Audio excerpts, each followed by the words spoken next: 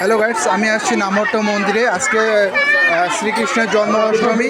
এই উপলক্ষে যে নামহট্ট মন্দিরে কেমন কি হচ্ছে, আমাদের সনাতনীদের অনুষ্ঠান কেমন কি হচ্ছে, এই নিয়ে আমি এখানকার নামহট্ট পরিচালকের কাছে আমি একটু জানতে আসছি যে আপনাদের এখানে যে নামহট্টের যে কার্যক্রম কীরকম চলছে আজকে ভগবান শ্রীকৃষ্ণের জন্মাষ্টমী উপলক্ষে। শুরুতে আমি ধন্যবাদ জানাচ্ছি সবাইকে, কৃষ্ণবীতি শুভেচ্ছা জানাচ্ছি যে আজকে ভগবান শ্রীকৃষ্ণের শুভ আবির্ভাব তিথি, শুভ জন্মাষ্টমী। সেই জন্মাষ্টমী উপলক্ষে আমাদের রামডুবিহাট শ্রী শ্রী রাধা দামোদর নামহট্ট সঙ্গে ভগবান শ্রীকৃষ্ণের জন্মাষ্টমী উপলক্ষে অভিষেক অনুষ্ঠান অনুষ্ঠিত হচ্ছে এখানে। তো প্রতি বছরে নেই, এবছরে পালিত হচ্ছে।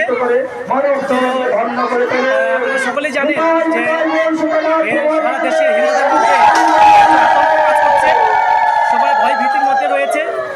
তো তারপরেও এবার রামডুবিতে আমাদের রাধা দামোদর নামহট্ট সংঘ সীমিত পরিসরে এই জন্মাষ্টমী পালন করছে।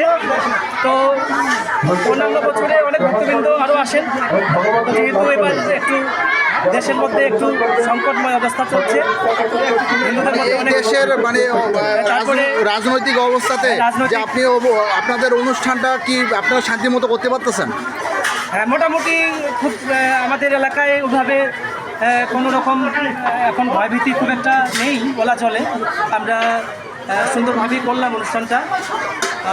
আরও আরেকটা বিষয় হলো যে বন্যা চলছে কিছু জেলায়, সেখানে অনেক মানুষ কষ্ট ভোগ করছে। তো আমরা এবার খুব সীমিত পরিসরে আমাদের এই অনুষ্ঠানটা করছি। আপনারা দেখতে পাচ্ছেন যে সীমিত আকারে অনুষ্ঠানটা এখানে, যেখানে হাজারো ভক্তের সমাগম হয়।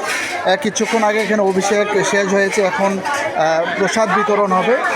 ওই তুলনায় যেখানে হাজারো ভক্তের সমাগম হয়, সেই তুলনায় এখানে ভক্তের সমাগম খুবই কম। কারণ দেশের পরিস্থিতি চিন্তা করে সনাতনীরা আতঙ্কে আছে। তারপরেও এখানকার যিনি পরিচালক এই মন্দিরের ইসকন সংগঠনের মাধ্যমে যে অনুষ্ঠান হয় সীমিত আকারে হচ্ছে। তো ঠিক আছে, আপনার এই এর জন্য আপনাকে ধন্যবাদ।